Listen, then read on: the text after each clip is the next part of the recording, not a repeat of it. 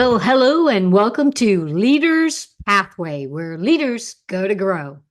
And this podcast is designed to help you understand who you are and how you lead so you can live and lead better. I'm your host, Velma Knowles. I'm the Chief Energy Officer of Leaders Pathway, and I'm so glad that you are here with me today. So grab your favorite beverage, get comfy, and come along with me as we explore a story about how you can lead your life and work better. Imagine you walk into a busy office filled with a ton of activity. Something's not right. There's a real tension in the air. In this environment, you meet our main character, a new manager. Now, this new manager had a reputation for being, well, a bit, let's just say, strict, with a sharp tongue and a tendency to dismiss ideas. The new manager struggled to connect with their team. Can you imagine how those employees must have felt? Morale was low, turnover was high, and deep down, even our new manager knew something had to change. Have you ever found yourself in a situation like this where you realize something isn't right, but you're not sure how to fix it? Maybe you've been a new manager and you're in that situation now. Or maybe you're a team member and you've got a new manager. I know I have been there. Thankfully, there's a turning point to our story. Now, one day, after a particularly tense meeting, our new manager received some honest feedback from a trusted colleague. Why not try a leadership training program? They suggested. At first, our new manager was hesitant. It's easy to feel stuck in your ways, right? It's what we call the comfort zone. We've all been there. But the new manager eventually decided to give it a shot, realizing if they didn't change, both their career and their team would continue to suffer. And guess what happened? You guessed right. The training was a game changer for our new manager. Through engaging exercises and lively group discussions, our now aspiring new manager learned about empathy, active listening, and the power of collaboration, as well as so much more.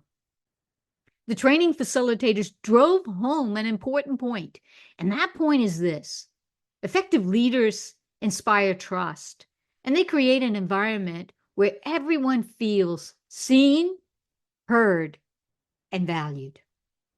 Can you picture that moment? I mean, that moment when, like, the light bulb went on. When the training was complete, our new aspiring manager was just getting started. They sought out coaching to reinforce the skills they learned in training. Together with a coach, our aspiring new manager practiced giving constructive feedback and role played scenarios that felt at times a bit vulnerable. But this was the hard work, and this hard work paid off. Imagine reflecting on your past mistakes. And maybe you have been there where you've said, I'm choosing to grow from those mistakes. It's not easy, but it's so well worth it, isn't it? Through consistent effort and commitment, our new aspiring manager began to show up differently, not just in coaching sessions, but in everyday interactions with their team. Now, don't get me wrong, the transformation didn't happen overnight, but slowly over time, trust was being rebuilt. If you think this is exciting news for our aspiring new manager, wait for it.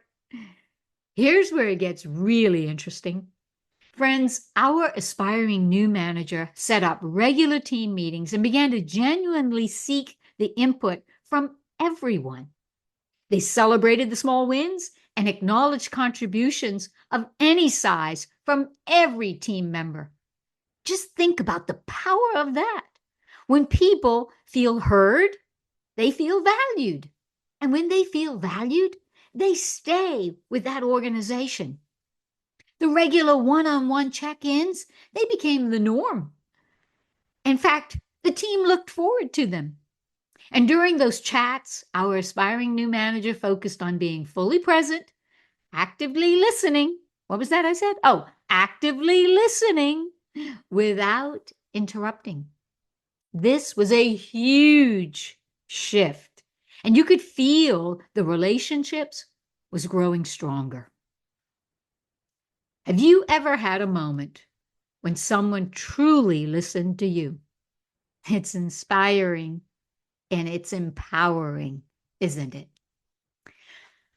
As weeks turned into months, leading with empathy became a way of life for our new aspiring manager. They took time to understand the perspectives of all team members, listening actively and providing that ongoing support.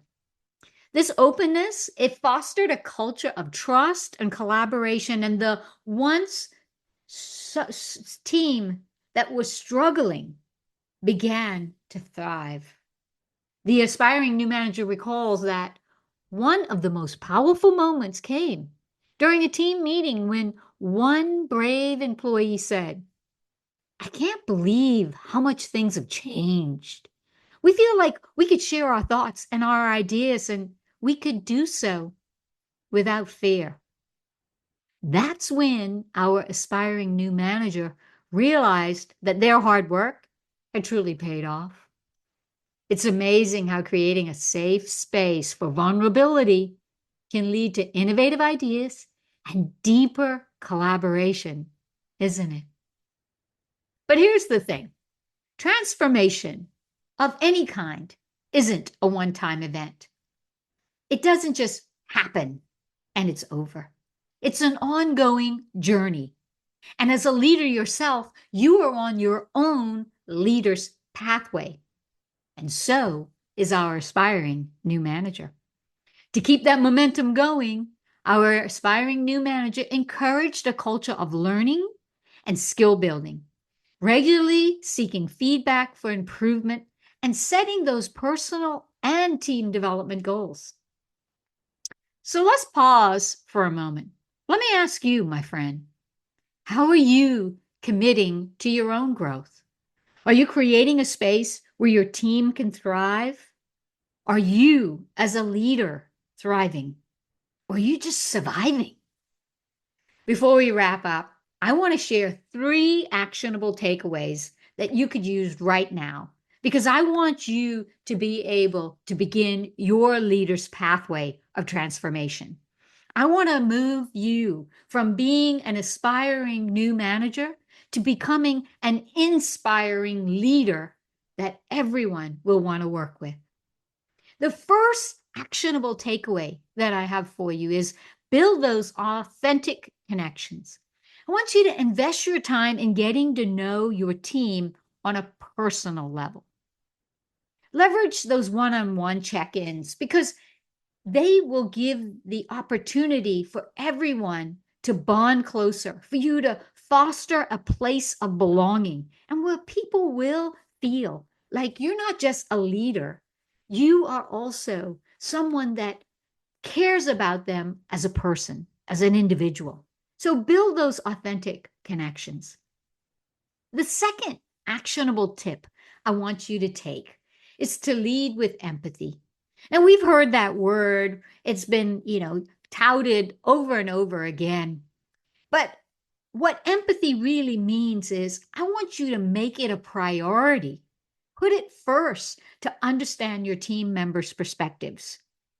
Dr. Stephen Covey is known for saying, seek first to understand and then to be understood. And the way you build and lead with empathy is you actively listen, you show appreciation to that individual on an individual level, and you provide the support to cultivate trust and collaboration. People need to know that their leader cares. And when you lead with empathy, you are a leader that cares.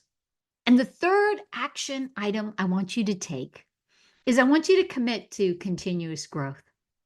I want you to set those development goals and I want you to seek feedback.